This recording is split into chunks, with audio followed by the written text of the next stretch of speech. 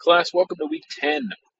Our two topics this week are ROI and conversion tracking and optimizing ad performance. You'll also kick off project 3 officially this week. We started prepping it last week, but you will actually launch your campaigns this week. We will also jump into project 4, so things are happening fast. We're approaching the end of the semester, and we'll have a lot going on today. Let's start then with ROI and conversion tracking. This assignment it's our probably most technical assignment when it comes down to the use of Google Ads and really the potential it has to help you drive a successful business. First, it's important to understand what a conversion is, and then we'll talk about the return on investment. Conversion in sales or online sales lingo is when we talk about the moment when someone converts from a visitor to a customer. So if you're selling a product on your website, that moment is when they click the purchase button on your website. Same if you have a drop shipping business, right? If someone clicks that button to purchase, they put in their billing information and all that, that moment converts them from a visitor to a customer. Then you have a page that pops up that says, thank you for your purchase. That page will be important. We'll come back to it. If you have an affiliate business, a conversion is when someone clicks your affiliate link and completes the purchase on the affiliate website. So there's an extra step involved for an affiliate.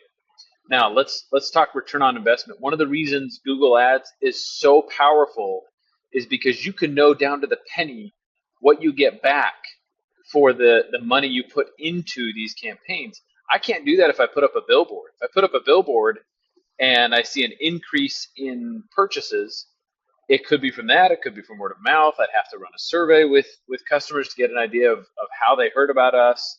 And so marketing for a long, long time was always a little squishy. And now with Google Ads, you can know exactly, and that's exactly how much money you're getting back when you put money in. And so that is a powerful tool, and that's what we're trying to set up. So you set that up by identifying the conversion on your site, and then uploading a code onto that page that measures the conversion. So back to the example of me selling a product, that page that pops up that says, thank you for your purchase, you'd put a code on that page that tells Google Ads, I have a conversion, right? I have a completed sale. And you'll also tell Google Ads how much money that conversion is worth, which is the value of the product you just sold. So if I sell a sweater for $20, the value of my conversion, the dollar value of my conversion is $20. If I have an affiliate link, it's a little bit more complex. You're going to measure. You can't always measure when someone completes a purchase on someone else's website because you'd have to put code on their website. So you're going to measure when someone clicks the affiliate link. There's a special affiliate conversion code, the code snippet that you can get.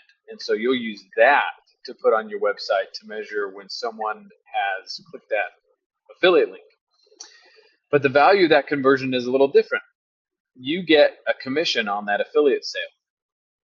And so let's say 5% of the value of that product, that's your conversion value, right? If you want to be more technical, not everyone that clicks on your affiliate link will get you, will make the purchase. So the true value of that conversion is, let's say 5% of the people that click on your link actually make a purchase, then it's whatever the value you get back from that purchase, right? So say someone's selling a sweater for $20 and your affiliate agreement says you get a 10% commission on that. So you get $2 for every sweater that's sold. And you find out from your data that 5% of the time that someone clicks on an affiliate link, they actually make the purchase. And so 5% of $2, right, do that math, that is your conversion value. So it's more complex with the affiliate link.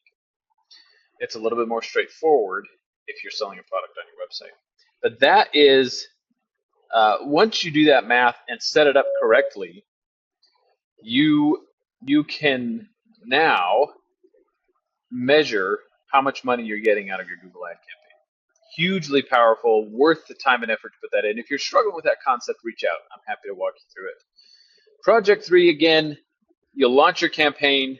There's a grading rubric here, but really, as I mentioned before, all I'm looking for are those 2 screenshots. 1, a screenshot of your ad that shows that they're enabled, and 2, a screenshot of your keywords, so I know you've got at least 10 keywords in there. That's the whole Project 3. I want to make sure your ad campaign is officially kicked off and running. We'll need that as we get into Project 4. Before Project 4, let's do optimizing ads. It's a little bit simpler than the ROI and conversion tracking. We're not going to get that technical anymore, but now we're starting to look at the data you get back from your ad campaign. Please note this assignment is not to be used with your data from your campaign you just launched, but with this data set that you're offered in step 1. And then you'll go through and you'll assess from that data set how many clicks has it had, what's the average CPC, et cetera, et cetera. And then the readings that you have there will teach you about those metrics, what they mean, why they're important, and how you might use them to make decisions for your ad campaign. And then at step 6, you'll go through and say, based on that assessment that I just did, what keywords do I want to add, delete, pause, and why? And what ads do you want to add, delete, pause, or why? And then you got to justify your recommendation with the data. And that is a great preparation for Project 4. Project 4, like some of your other projects, has videos on it already, so I'm not going to go into a ton of detail, but the overview of this, the general idea is that we want you to go through and launch your first campaign and then pause it after a few days' time when you've run some data. You got to get some data out of it. So if you're not getting any data, reach out. I'm happy to help you with that.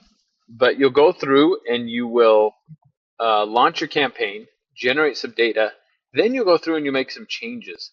And each tab on the spreadsheet kind of guides you through what changes you can make. And we'll learn about those in your prepare assignments as well. So make some updates to the ads, to the keywords, to the landing page. All of that will help you hopefully improve your ad performance. And then after you make those changes, you're going to go through and launch the campaign a second time, run it for a few more days, and measure those results. And so the idea is you get this view of, I ran the campaign as I launched it, then I paused it, I made some changes, and I ran it again. What's the difference? Did it improve? Did it not? And you're not measured on whether or not your campaign improves or not. You're graded on whether or not you thoughtfully went through and strategically updated your campaign and tried to improve your ads and your landing page and things like that. That's what you're going to be graded on this. So that's Project 4. Again, much more detail in the video there. I don't want to use up your time and explain things twice, but just wanted to give you a good overview there. A busy week, as I mentioned, a lot going on. We're coming on the home stretch to the end of the semester. If you got any questions on these things, please reach out. I'd be happy to help out. Thanks.